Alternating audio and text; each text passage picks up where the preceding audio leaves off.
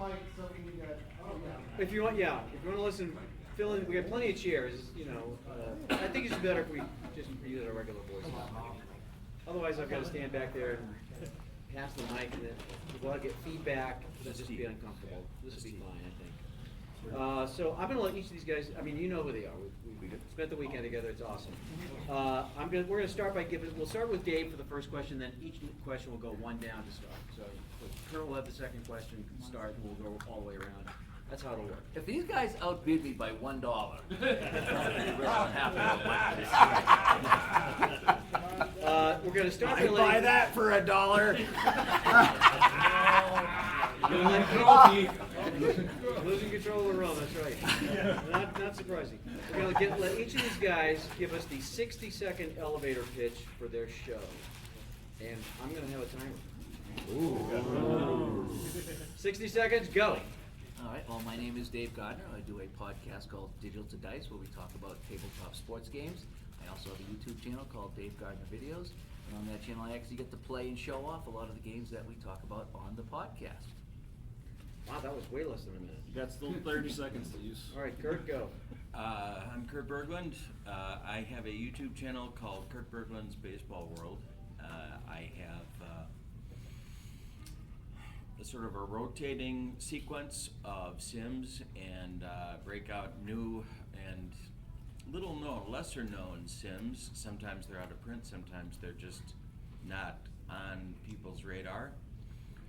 I have a member side of my channel. I have 177 members. We do on that side a lot of tutorials, demos, book reviews, stuff that I don't do on the subscriber side. I just looked.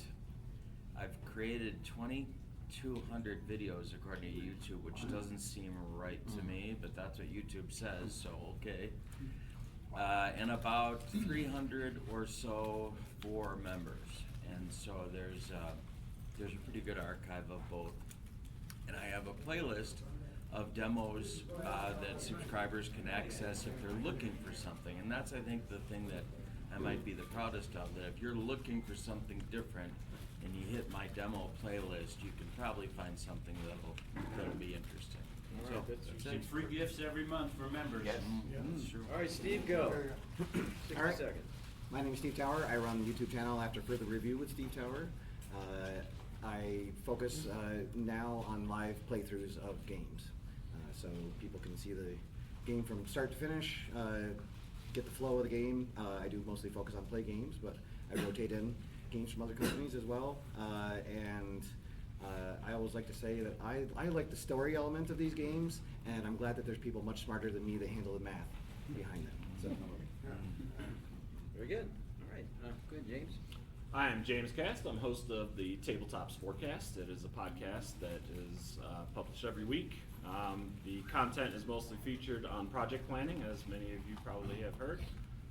Now I've also incorporated a lot of trying to do some game reviews, as well as interviews with developers, members of the community, other content creators. I have a seldom used YouTube channel where I will occasionally put some stuff out, and then also part-time contributor to Sports Sim magazine. So I try to get in there quarterly to help ST's magazine too. Very good. All right. Let's start with Kurt. Tell us about your most memorable episode. There's no time limit. I was thinking about that, and I guess the thing that strikes me when I think about that is that I was approached at a Napa tournament last year by two brothers, and they came up to me and they said that their father lives in Georgia and he has stage 4 cancer, and he's in pretty bad pain most of the time, and the only thing he likes to do is to watch my channel. And I don't know how you hear that, and then, so I guess my most memorable video is any video that people can connect with, and I just feel really lucky to be able to be in a position where I can help people enjoy a hobby that might take their mind off of something for a while, and B, help them make better choices for them about what it is that they're looking to purchase or not purchase, as the case may be. And so I guess that those are my most memorable videos, the ones where I feel like I help somebody. Steve? Can I pass? Let's follow that. Glad I get to follow you.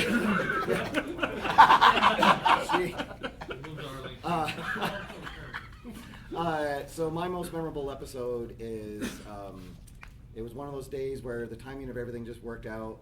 My wife took our kids out for the weekend to go visit her family, and I had the house to myself, and I decided to run a History Maker Golf tournament from start to finish. And it was one of those things, I just put it up and started streaming it live. I had no idea if anybody would tune in, but actually had like a really good gallery. And it was about a 3.5 hour long video, and I just took my time and had fun. It was with the 1981 Pro Set, and so it was awesome as I was going through it, like all of a sudden, like, oh my God, right? You know, like all these names coming back from my childhood. I would, people that I didn't know, I would just make up something about them, like there's a Conway, like, oh, that's Tim Conway's cousin. And it was just so much fun, and it was great to be able to show that, you know, up until that point, you know, with trying to play at a full round, or a full tournament rather, of a golf game would have been, you know, a monumental achievement. But to, you know, show people, hey, no, here's a game you can do it in 3.5 hours. And it was just so much fun. Everybody in the chat room stayed for some reason. So yeah, I guess, yeah. That's the members only. It's a secret until now. Yeah. Great, James? I've had a couple of kind of milestone moments with the podcast, but I think the one that really, it was early on and it really kind of started to build an audience was when I did the narrative of History Maker Baseball. I heard a lot of great feedback from folks on like just how I was interpreting the results book and kind of putting the narrative in there, and that really stood out as one that a lot of people came to me, and I started to realize people were listening, so it was like, okay, cool. So I think that one stands out above all else. Nice. Dave? I think mine would have to be off the YouTube channel. In 2020, during COVID, when everything shut down, I was out of work, and it was a pretty depressing time for me and a lot of other people. And Ron and I went live every night on YouTube for 6 weeks, every single night for a couple hours, around 6 o'clock. And we just talked and entertained people, and it was therapy for me and for a lot of other people. And it was 6 weeks straight we went live. On one of those nights, and if you know Ron's disabled and he's in bed. He had banners put up on the walls. He had like a CBS banner and ABC Sports banner, and that's what he had in the background for his videos. Well, one night he decided live on YouTube to show off one of these banners that he just got in the mail. And so he used his teeth and he pulled it down. He's trying to show us, and he's spinning around, and he turned into pigs in a blanket. The banner had wrapped around him, and he couldn't get it off. Sarah, come help! And the poor guy sitting there, I'm serious, Sarah. You need to come in here. I said, oh, Ron, what did you do? And she's trying to unwrap this banner, and it's all live, and people in the chat room are just having such a fun time with it. And that became one of the most memorable moments that people still talk about to this day. Was Ron getting wrapped up in the banner live on YouTube. Yes.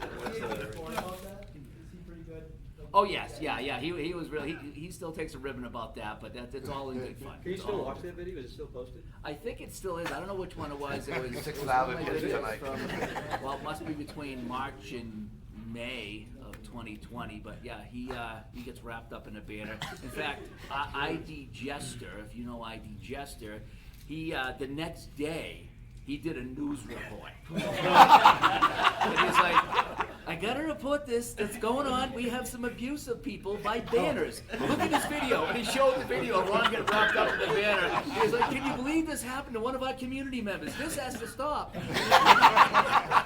and so, yeah, the banner episode with Ron became probably mine. That's awesome. All right, let's start with Steve. What content would you like to feature on your show but have not yet done so? I'd really like to do shows with someone there with me live playing.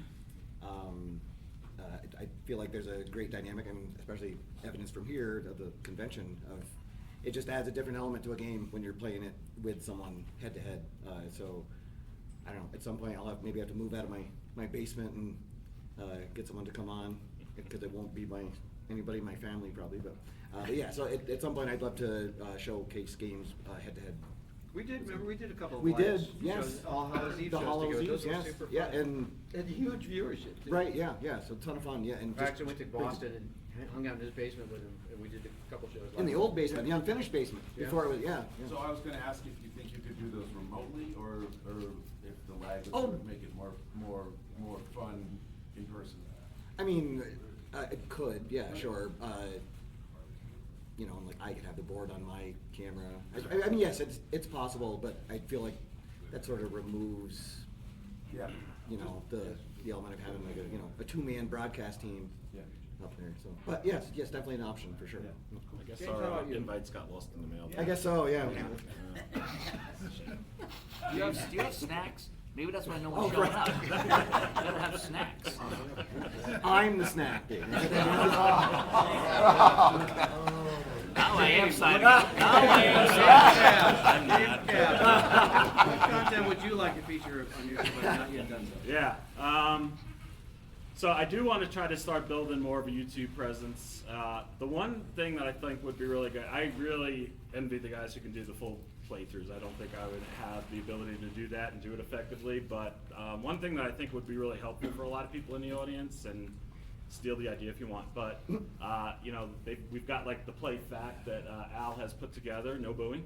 I think it would be really good just to do a couple quick playthroughs and to show like some of the more complex situations that you can get into with some of the games like from Play, and not have to do it through a whole playthrough, but set up those scenarios. I think that's something that I'd like to be able to do on YouTube.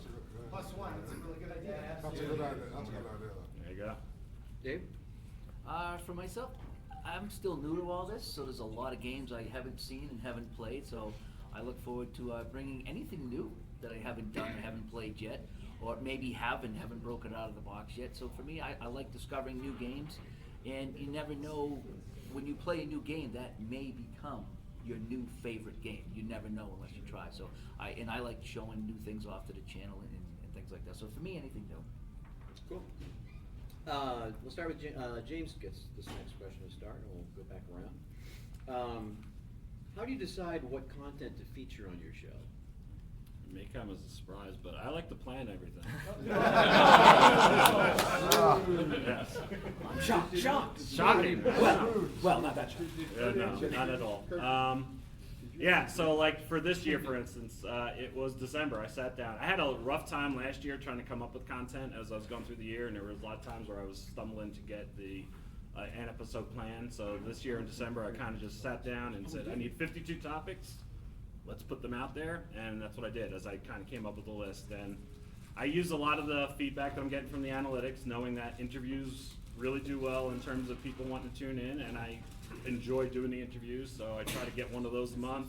I like to cover the game, so I try to get one of those a month, and then just piece in some topics and get feedback from folks. I think of ideas, and I just kind of pencil them in, and that's how I come up with the content. I was just reminded by Dave that I didn't let Kurt answer the previous question. So Kurt, you'll answer twice. You'll answer both questions when it's your Okay. turn. So Dave will go on how do you decide? On that side, sometimes it's something that goes on my tabletop, or the games I'm playing. Sometimes I find something new or a quirk, or I run into trouble with something, and I like to do a show on how do we get past this if we run into a stumbling block, or I read people's replays and what they're playing. And sometimes something will just strike me. It's like, that's something we need to talk about. So a lot of times how I decide is I listen. I listen to what's going on in the hobby and in the community, and try to tackle things that people are talking about at the time. All right, Kurt, you get two questions here. First of all, let's answer the one we're working on right now. How do you decide what content to feature on your show? For that one, I keep a running list of Sims that are either in print or out of print that I have gotten feedback from folks saying, hey, could you look at this, or did you ever see this? And so I kind of go through the year and check stuff off as I get to it. So that's one thing that I do. But there's events that happen in the hobby. Maybe there's a problem, or maybe there's a new issue, or maybe there's a book, or maybe there's some kind of challenge that people in the hobby are having, and they want either a light shown on it, or they want some reaction to it. Maybe it's some consumer awareness, maybe it could be a lot of different things. But I think one of the important things that we have a responsibility to do is to be light enough on our feet to respond to things as they come up, because people are spending money and they need to know if there's something funny going on or if there's something great going on. I think we've got that kind of obligation to respond to. So those two areas are kind of how I focus. I'm really interested in showing people what they might not be playing, what they might not know about. That's kind of what gets me up in the morning and gets me going, that there's stuff out there people don't know about, and I want to bring it. And then the other one, what am I not doing that I would like to be doing? Well, I got to keep working on that list. You know, there's always another hill to climb. But I'm an old government teacher, and the Mr. President simulation is one that I would love someday to bring to my channel, just as, because I don't think we think enough as a country, and just to exercise some critical thinking about something that may not be sports related, and it doesn't have to be political even. You just got to exercise your brain a little bit, and I'm really intrigued by the Mr. President sim and that's something someday I'd like to be able to do. We can make that happen for you. I think, Dave, you're gonna go back first again. Did Steve answer the? Did everybody, did everybody Oh, answer? no, I- Okay, go for it. I'm sorry, I'm losing my, I'm eating my lunch. Sorry, what's the? Can you repeat the question? Can you repeat the question, please? The question is, Oh, how do you what plan? content would you like to feature on your show but have not yet done, or we're in the second one? How do you decide what content to feature? Oh, yes, okay, yeah. What drives that decision? Yeah, it really, for me, I'm at the complete opposite end of the scale from James. I'm very much a spur of the moment. Something just grabs my fancy, and I'm like, oh, or, like, hey, I haven't done this in a while, I should get this on. And then also sometimes it's prompted by something just came out, like real-time fishing spoiler will be on my channel soon, so yeah. But really, it's kind of a spur of the moment. I do have like some regular things that I'll get on. My Baseball America co-op games will always go up. But really, it's sort of a, in the moment, and probably I should ease a little bit more towards the project planning stage. But yeah, that's really the kind of seat of my pants. Is it hard to come up with content now that Brady retired? We're all Brady, now Tatum's injured, Oh, that's all right. Well, I have one more question for them, and then we'll open it up if you guys have questions for whatever time we have left. What thoughts do you have about the future of social media for sports board games? And not necessarily the future of sports board games themselves, but social media's role in sports board games. Any thoughts about the future? We'll start with Dave. I think right now it's huge.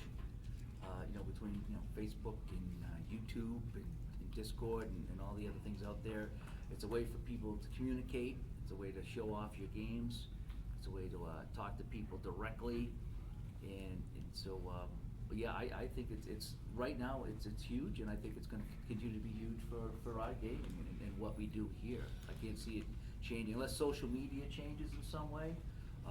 And social media is good and bad, like everything else. But if you take the good of it, it really helps me in my channel and to communicate with everybody here. So for me, I think it's a good thing right now, and it will continue at least in the short term. Kurt? I'm optimistic about the future of the hobby. I think more than most people are, and that's a little bit ironic, I guess, if you know me very well. But I think social media there's this gap, you know, I think there are wonderful, the brightest minds are currently creating Sims than have ever done it before. That creativity rarely goes into marketing. And so the problem is that we have these wonderful products and not enough people know about them, and that's where, to me, social media fills such an important role until the marketing effort kind of catches up. And but I think right now that's the thing. The social media provides the light for people to see what else is out there that these brilliant people are doing. And so that's I think that's an important thing, and we have to do it responsibly, and we have to do it professionally, and we have to do it well. But it's a really important role, I think, right now. Steve, go ahead.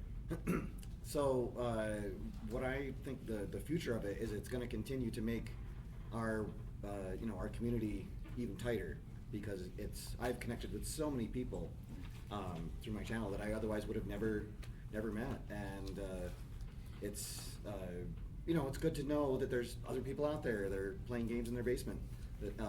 So I feel like that's really a big part of social media and responsible social media going forward, is that you can see that your people are out there, that you're not alone, even if you're on the other side of the world.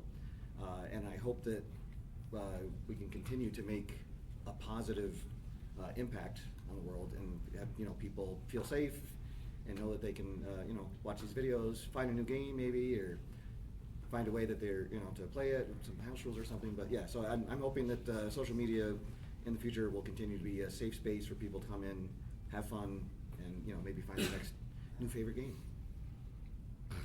Go ahead, James. So I think most of us spent decades kind of doing this on our own, right? And the rise of social media really brought us into a community. Events like this are even better, but I think just being able to connect with folks, I can't believe how many games I found as a result of social media, and that I think is going to be something that will carry forward.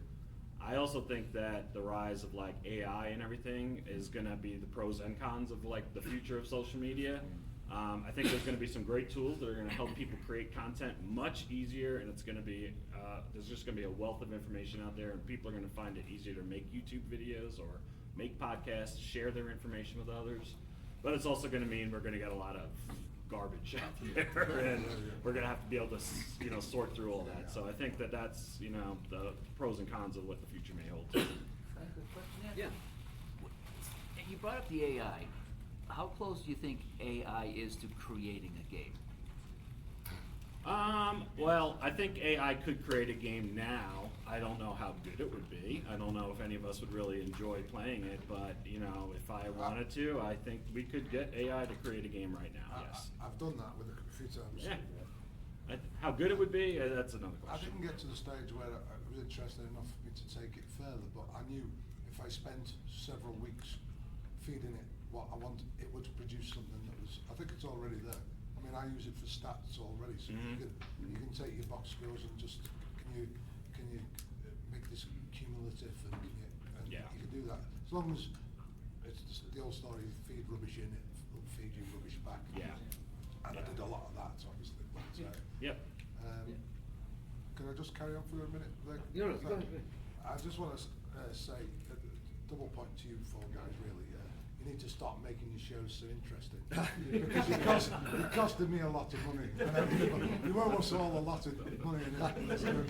But seriously, I'll just quickly do it. What I love is that you all bring something different. So I gear my week around.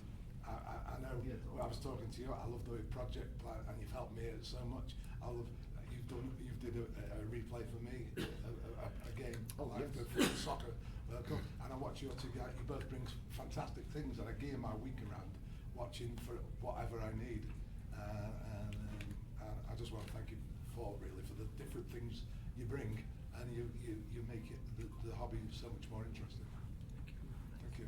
Yeah, we can do questions now for the rest of the time that we have left. Looks like I just have a comment on AI. I used to think AI is just basically in the kind that we access is probably mostly this, but I have a good friend who works for NASA, so I'm gonna explain what hasn't hit us yet. So we can do research very, very fast with AI. You know, if it's out there somewhere, the AI will find it and give you back your answer or create something for you in that end, whether it's a game or not. It can probably do something that's as good as the information you give it, that you sort of say like this or better or something. But Michael Kaplan is a high-ranking NASA rocket specialist who is involved in sending out rockets to one of the moons. Jupiter? Yeah, the Jupiter moons and stuff, and yeah, they're way ahead of where we are, kind of in planning and what they're doing. So they find they want to set up resources near the planet they're interested in or the star stuff, and he talks to me a lot about this stuff. So one of their most expensive things is building these rockets. And finding how to get the propulsion up there. So recently, they've switched to an AI system where instead of spending $10 million over a year, 2 years maybe, to get the blueprints, I'm just talking about the blueprints for a rocket and how to go to a certain place, the stuff, he calls up a friend who runs the AI system and says, yeah, we need this, so they get it back to him in 24 hours, and it costs him $1,000. So this is the blueprints for what would normally take them a year, and probably 10 million. So he takes that blueprint and he assigns his team that used to do the work, says, look at this blueprint, tell me if it's feasible, and if we should move ahead. So they'll spend 2 days in a room taking it apart and looking at it, figuring it out and stuff, and if they come back, yeah, this will work, so he'll put it in motion. And I did not realize there would be this kind of thing. Now, I guess it's still doing it from information that's available. I'm not sure it's gonna invent a new way to propel a rocket or something, but he says it blew his mind the first time that they saved that much money, so. AI is It's pretty much unlimited. AI is interesting, but it's also very concerning. Oh, as yeah. Some of you know, I run adult hockey leagues, is my main job. And on the website, I put the scores, and I write a little blurb about what happened in the game, and I give the 3 stars of the week. And about 6 months ago, one of the guys in the team says, check this out. And he sent me this audio file. And he went into some AI and just pointed it to my website page for that week's games. And it was a 10-minute podcast, all AI, with a man's voice and a woman's voice. And it's like, well, let's get going in week 8 of the Eastern Mass Roller Hockey League. What happened this week? Well, in the first game, it was the Bruins over the Canadians, 3-2. Yeah, Johnny had a real good game. Did he? Oh my gosh, he had 4 goals and 3 assists. And how about that shutout by the goalie in the second game? Oh, let's get. It was so cool, and it was so scary. Because it was neat that they're mentioning all our names, and it was done like that. But boy, that would replace so many people, and it was good, but it was also real scary. It's really interesting what you say there. It says most people, our generation, use AI mostly as an advance to Google. Right, Whereas, yeah, search. and what you've just said, Mike, it's not really going to develop as that. It's going to be almost sentient in its own right. Oh, yeah. It was. I told him, I says, I enjoyed it. I says it was very But, entertaining, but yeah. it says, at the same time, I don't know if I want to continue doing this. It's entertaining but scary. Yes. Go ahead. I have a comment about AI, and then I have a question for the whole panel. The problem that I have found so far with AI is that you better know what, you can't just obviously copy and paste its answer, because you need to be able to know if it's right or it's wrong. If you ask it to write 100 words on 1983 Nebraska basketball team, it will give you information in there from 1982 and 1984 as well. And unless you know that that's incorrect, you don't know it's incorrect. So you do have to sort of, in essence, know more than AI to be able to trust what it's spitting back out at you, especially when you're dealing with a large amount of sports statistics, which it will inevitably be wrong almost every time in some way because it's mass gathering. And until it can spell correctly on graphics, Gemini's pretty good on that. it's the I in intelligence that I'm having a problem with. Yes, but when you're giving it the correct spelling and it still can't do it 100% of the time, there's still a pretty massive problem. So we have a long way to go. What I wanted to ask the panel though was, I think all of you have a big audience from those who are already in the hobby. How often is it that someone has come to you and said, I found the hobby because of you? Has that ever happened before? Not for me. I think there's a few people in this room Okay. that found Play games. Yeah, Okay. they find parts of it, but. Okay. Yeah, but yeah. But so Steve, you're saying they Yeah, found Play that's games cool. through your channel? Correct. How did they find your channel if they didn't already know about Play games? Did it I type don't- in- yeah, a search engine brought up. Yeah, But did they type in like sports sim? I can tell you, I was on YouTube, I was like, cause I wanted to play soccer, because all I grew up was playing YouTube. And so I said, board game soccer on YouTube, and his, under the hood review of Soccer Blast came up, that's how I found it. Yeah, it's not that, a lot of times it'll be people that maybe had some experience with playing sports games years or decades before, but and I don't really understand the YouTube algorithm, but it throws stuff out at people and then they click on it and then it reignites that spark for a lot of folks that, hey, maybe this is fun, maybe this would be something for me to do. I am amazed when I look at my monthly data at the number of people that come to my channel not because they've subscribed or because they've bookmarked it, but just, more than 50% in some months just by what YouTube throws at them. And that is, I would never guess that. Unless I saw it on the stats page that YouTube sends us. So it's really kind of odd to me, and it's very counterintuitive, to me anyway. I agree. My channel, when I look at the statistic once in a while, it's gotta be 60 or 70% of the views are unsubscribed, which is weird for a channel like mine or ours that we're so focused. We're not doing, general stuff, although I do a couple of videos that I get a lot of views, like, review of a shoe stretcher I did, And so people come in, they get the one off and they go home. But when you come to one of our channels, you're there for a reason, you're there for the hobby, so it's really odd to me to see how many views I get, and out of that, the small percentage that is actually subscribed to the channel. And so I always found that weird for a channel as specific as mine or ours. Paul, I think you had a question, right? Do you guys watch each other's stuff? Oh yeah, all the time. I just, I wasn't sure. I do anyway. Tower doesn't watch my channel. I listen to every 100 episodes of his podcast. That's a good one. All right, I'll give that. All right, 1-to-1. Anyone else?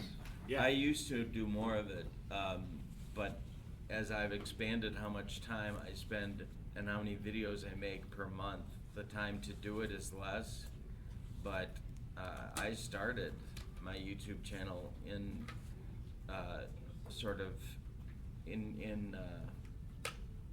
and the community on YouTube was a lot smaller in 2019 than it is now. But you pick up what other people are doing, and the only way you do that is by spending a lot of time watching them. So, but nowadays I don't spend as much as I would like to or wish I could. Go ahead, Hardy. Not to get into the larger topic about bringing younger fans on, but you guys are active on Facebook and YouTube, podcast. Are there ideas about moving to other platforms and social media, TikTok or Instagram, or things that might grow the audience? I find TikTok to be a very difficult, and I've tried to do some things with it, and I know that in terms of marketing my channel to people that, haven't seen it, that's the next place to go, and I'm just not very good at it yet. And I used to, when I taught, I didn't get attendance taken until 30 minutes into a class. I'm very slow on things. And so TikTok with a 3, maybe at the outside minute format is a very difficult thing. And so, but I also recognize that if I am gonna grow the channel, that's the place to go. So whether I like it or not, that's gotta be next. For me, I think I look at TikTok as a young person's thing. And I don't know how many young people would wanna see an Apple hockey video per se. So, yeah, I see what you're saying about growing it, but I mean, if I'm doing a hockey video, I'm not gonna go, to a fishing club, which is, I think TikTok is so far removed from what I do on my channel that I don't think I would gain anything. I mean, it wouldn't hurt to try, but at least with TikTok I wouldn't. Maybe Twitch, it would be I was at Twitch for a while, but they don't keep the videos. They delete the videos, at least they used to. So for me, I think just right now YouTube. So I don't plan on branching out, at least myself right now. I think an idea like James's of the specific moments in a game would go over well on TikTok, and that could then direct traffic That's to a good your idea. YouTube Yep. channels.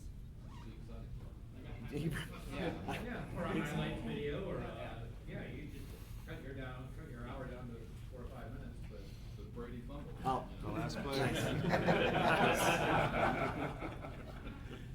Once I get my OnlyFans up, I'll. How do you get it, Mike? How do you get that up? Wait, it went down? I'm still paying.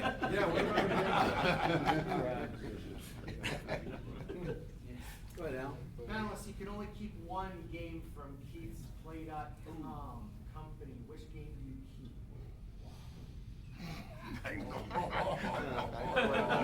I know which one. You've got to answer it. History Maker Baseball. Okay. AFR wouldn't exist without History Maker Baseball. So that's, yeah. Well, it's Kurt Bergland's baseball world, so hi. Dave? We're done.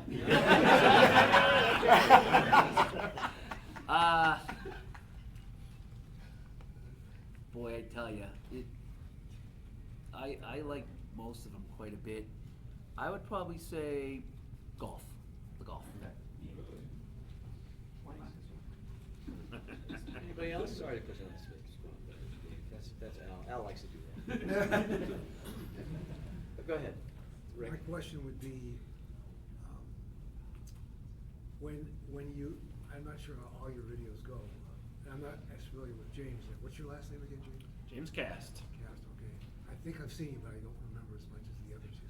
But oftentimes when I see a video that's pretty much just a game replayed, not, hey everybody, here's how it works, and it's kind of new so you don't know it yet. You're just playing a game mostly. I would like to see more often, I don't know, 3-4 times at least per broadcast of something about that game. Like, in this game, they're showing the result this way. Other games usually show this other way. Or look at the chart here. The guy almost got this result, not that. On this other page, refer to the game engine itself a few more times than just a playthrough of a game. So you're talking like while we're playing, kind of explain what's happening? Something like that. I do that sometimes. Yeah. Sometimes I will just play the game through. A lot of times it's like, okay, I rolled a 7. A 7 is this, and then that is that, and that's how I got here. Or it's, this is the shot on net, it's out of range, goalie makes a save, and this 5 means it goes to the right defense. And I like to do that sometimes when I play. Yeah. It slows the game down. It kinda breaks so up it takes a lot longer to play, and sometimes I just kind of like bang out the game real quick. But I think you guys do that too sometimes. You'll explain what's going on, right? So my question is for you, Keith, and the other developers. Do you worry about social media exposing your intellectual property and people kind of taking your ideas and running with them in other directions and profiting off of the work that you've done? On the hierarchy of things to worry about, that would probably be a little lower. But, I mean, you know, I think life in 2025 is filled with stuff like that. And so, I'm not sure that there's really a lot that can be done about it either, so I try not to focus on things I don't have a lot of control over. Would you say what we do is a net positive? Oh, absolutely. You wouldn't be here. So I know people. Except for ID Jeff. He's a good brand. That's right. Oh my gosh. The thing is, every time he does a rant, our sales go way up. Yeah, I think you sent my daughter to grad school. Just spell the name right. I don't know, I think it's a big piece of the puzzle people find. But I just wonder, because some games, people, when we especially do games. stuff, at least in the beginning, I was afraid to show charts, I was afraid to show cards. I didn't wanna give anything away, I didn't wanna get in trouble, I didn't want Yeah. someone saying, hey, you're showing off my stuff and it's costing me, cause, you know, that I was kinda concerned about that, and then finally said, I'm just gonna show the game, and if they want me to take it down, I'll take it down. So that's kinda what I was asking is, how much are we giving away? It's clearly a net positive. Do you know, Dave, because of where I live, it takes months sometimes for, you know, games to come. So when I first got into Play, what I usually do, even though I'm bored of it, I'm a rules guy, so I like to study the rules, so by the time the game comes, I'm all ready to go. The only game that I've ever, or not game, company's games, when I first ordered History Maker Baseball, could I find those rules anywhere? I found a lot of people who played it, nobody would share those rules with me. I thought, wow, this must be one tight community, they must have a lot. And it's true, because I tried searching a few weeks ago, just to see if the same was true. I couldn't find them anywhere. I can find anybody's games, and people share them. In fact, some people have sent me their rules, you know, unasked, why did I look at this? And someone sent me someone's intellectual property a few weeks ago with PDFs. I said, I won't use that, you know, because, and I just found it interesting and I thought, wow, this is amazing. There must be, and I know that the community, the Play community self-monitors. If someone drifts off, and I've said it myself, someone said this, you know, on the Facebook page, this is, and I say that's drifting over to, and I think that's quite an interesting point, you know, because I do some videos myself, not to the class of you guys. I try and, you know, copy a lot of what you do, but I won't propose to be in your class. But I'm always careful about the same things, you know. But like I keep some of the charts off, and I know you guys do. But the players, because I follow what you show some of the players. It's difficult to do, isn't it? A video, and like when you're showing a new release, Keith, you have to show some of the players. And, right. But it's difficult for them to build to steal a whole game based on that, isn't it? You know? Right. I mean, just he asked about other, go ahead. No, it's fine. He asked about other developers, so I did want to say that I'm in the same camp with Keith, that it's not a big worry. I got a direct message the other day from Kevin Thomas, who was playing season ticket football online. He made a video and like he showed a team card, and he texted me. He's like, "Is this okay?" Yeah. And I'm totally in favor of it. I'm not sure if some people are worried, but yeah, especially since we sell seasons, we sell games. Like if you show one team or one card, you're not going to discourage a sale. You're going to get people interested in the product, and you're going to help them sell more. In fact, I mean, if Steve said to me, "Hey, I want to replay the 1989 World Series, could you give me the PDFs for those two teams, and I'd share them on my YouTube so people can sort of download and play along, because you can't fit them all on the screen easily." I would do that, right? Especially if it's just part of a product that you can buy from me. I think that's how we could work together. Where you all do positive work, meaning I don't think I've ever seen any of you go online and just completely thrash a game company, anything like that. That's why ID Jester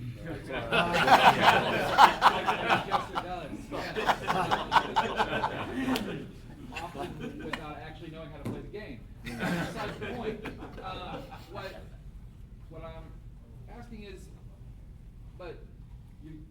show and your channels are also very much a product of what you like. How do you handle when you get the inevitable, why aren't you playing X, Y, or Z? Because this is a great game, and why aren't you doing this? And why aren't you doing more of that sport or that game or that game company? And how do you draw that line between not rudely saying, I'm not doing it because this is mine, and also wanting to sort of take ideas from the audience and sort of be accommodating, and where's that line for you? It was more difficult when my channel was younger because the identity of what I do wasn't really known, and I was still sort of forming. And now I think people kind of know what to expect from what I do, and so I get less of that than I used to. But the easy way to answer it is, there are so many other things to show that there just isn't enough time to do X, Y, or Z to the satisfaction of some, and that 99% of the time will be acceptable to the person who raises the question, because pretty much everybody knows there's not enough hours in the day to crank out enough content to please the whole range of interests in the hobby. At least that's how I feel. Sometimes on my channel I'll be playing a baseball game, and I'll have one guy that will consistently ask why I'm not playing this boxing game. Because I'm playing baseball.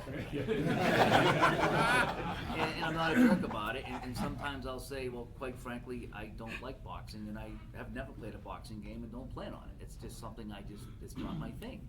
And sometimes someone will say, well, why didn't you play this game? It's like, well, I have. I'm just not playing it tonight. And sometimes it's like, I don't have the game. You know, why aren't you playing X game? Because I don't have it. And maybe someday I will, maybe someday I won't. But a lot of times it's people, they just want to see you playing their favorite game, is what I find.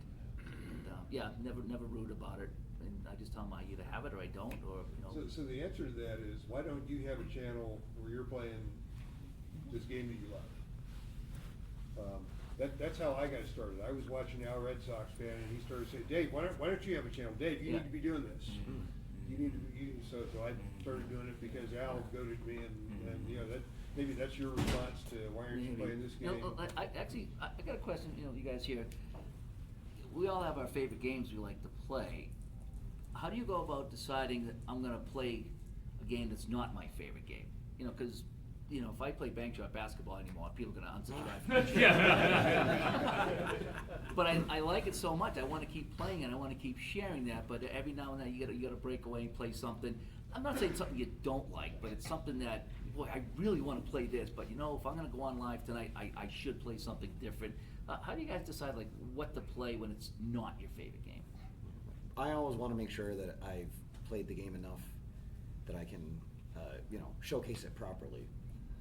And if I feel like I can't, I'll tell, you know, if someone's reached out to me and say, hey, I want you to showcase this game, and there's been people I've said, like, I'm not the person to showcase this game. And just, you have to know what you're good at, and yeah, so that's, so I never want to showcase a game and put it in a bad light, because I'm not, you know, describing it correctly, or I'm, you know, so that's my, if I'm comfortable offline doing it, then I'll be, you know, more comfortable to do it online, but I, yeah, would never want to put a game in a bad light, and so that's my line for content. Yeah, I think for me it's, well, one, I'm not playing games like you all do, and if I run across a game or somebody's like asked, like sometimes I've had developers reach out and ask me about games, like putting their game out there, and I can't really speak to it because I don't play it and I don't really anticipate playing it a lot. But that's where I take advantage of things like doing a top 10 list on a specific sport, and then I can include a few things that I know about their game, so at least get it out there, but not feel like I have to do like an entire episode around it. I can do it as a bits and pieces. So yeah, I'm sure people have broken the code to figure out what games I play, but I'm not. I always tell everyone I'm a gamer first, so I'm going to play the things I want to play, and usually when I find a game for a sport, I stick with that, and I don't do a whole lot else with other ones. All I can say is, I wish all you guys were regular board game reviewers. I've had 100 games published, okay, that's 100 games published. They're not all great. There's 10 or 15 out of 100 that I'm pretty proud of. And there's a few of those that I probably disagree with the reviewers. So in board game reviews, they can scorch your game. They can scorch you, they can scorch the company.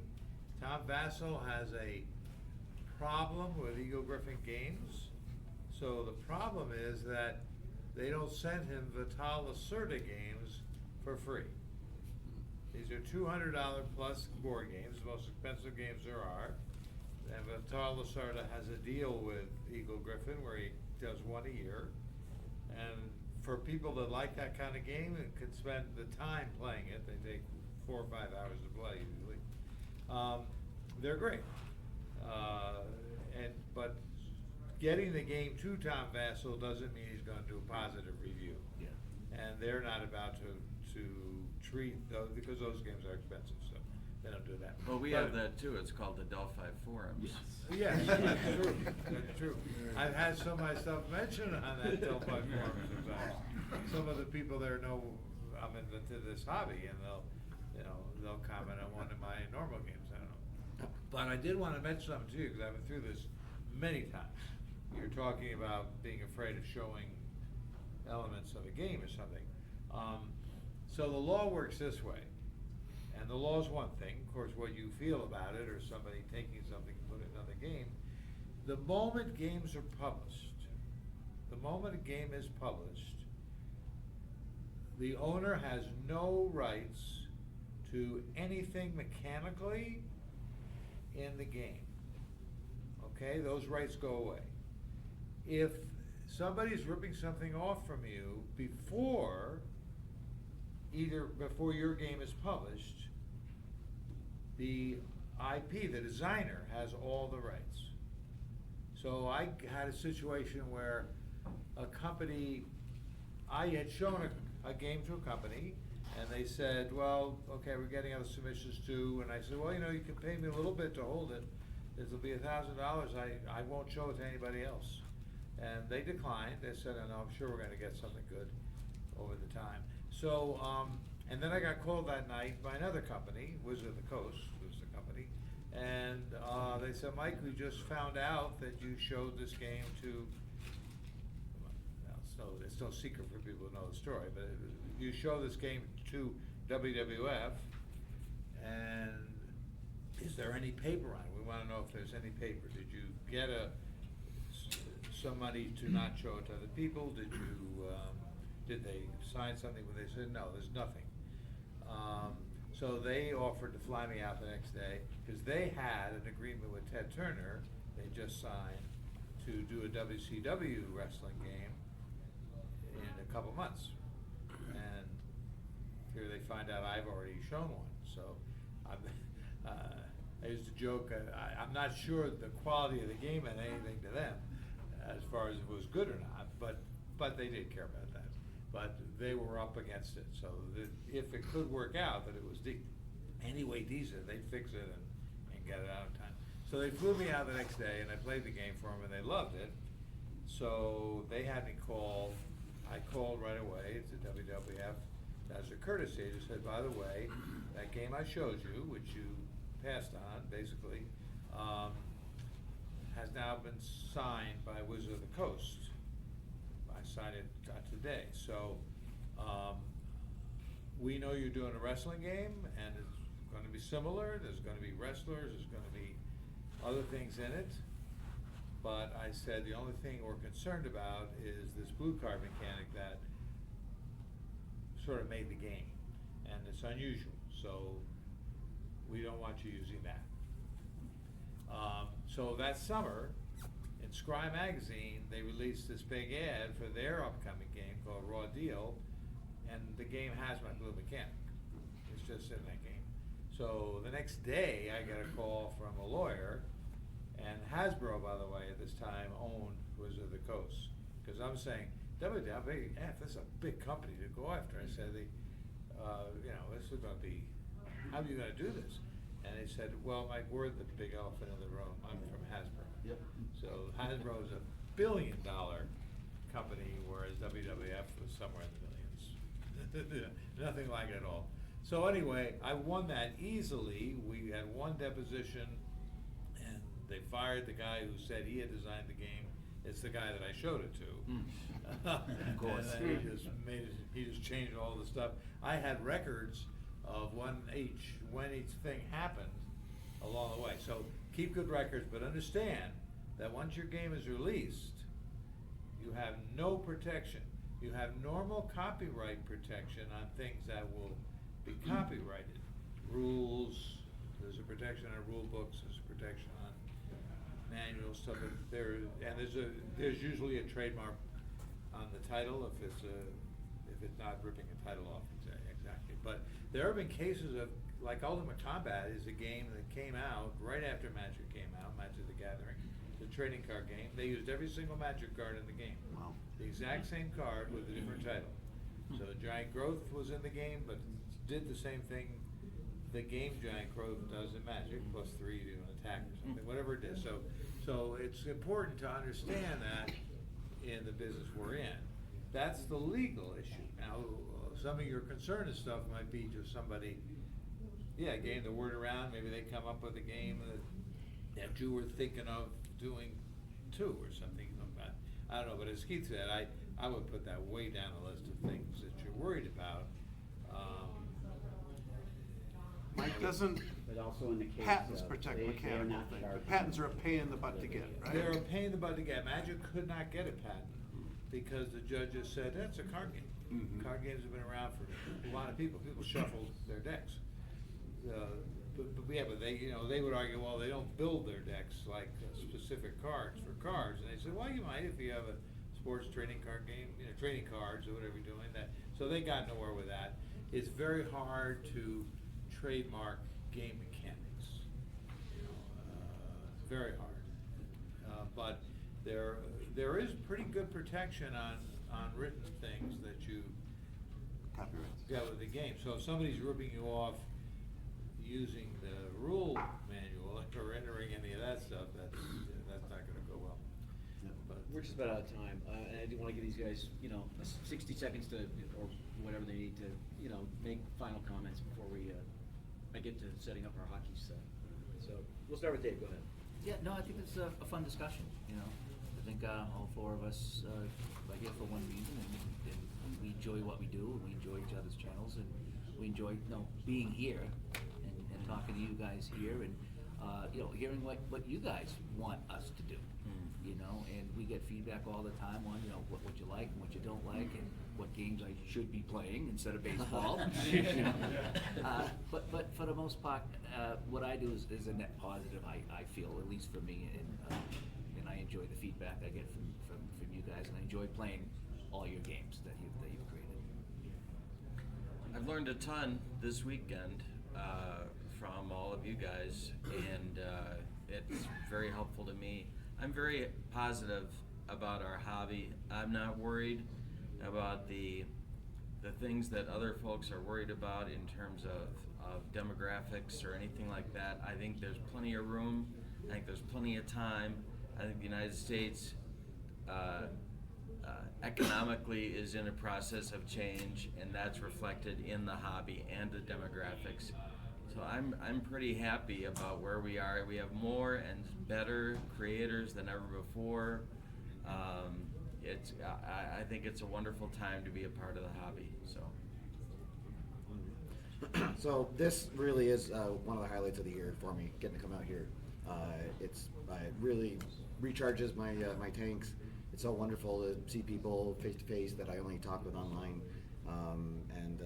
It's so great, and it's always fun. People coming up to me and saying like, your video cost me money to do that. I feel like that's probably the highest compliment that I can get. So apologies to your significant others for all the money I've cost, but yeah, this is so much fun. Keith really sets the tone for this community, and I'm so glad that it's reflected in everyone here. So I started my podcast August of 2021, about 3 weeks after attending my first Plaay.con, and it all was because of the conversations that I was having with a bunch of you who are in this room now and a bunch of people who are not here today, but it was those conversations that made me think, like, one, there's something I can offer here in terms of project planning, but two, I want to keep that conversation going. So that was really the biggest driver. So I think I have to thank Keith for hosting these events and all the events I've been able to attend, which I think things like IndieCon and Digital Dice and Gridiron Games have all been a result of being at Plaay.con. And so this event, like Steve, this is the highlight of the year for me from a gaming standpoint. I gotta put that clarifier in there so I don't get in trouble with my wife. But this is it. Yeah. This room, we know what it is. Thanks, let's give it up for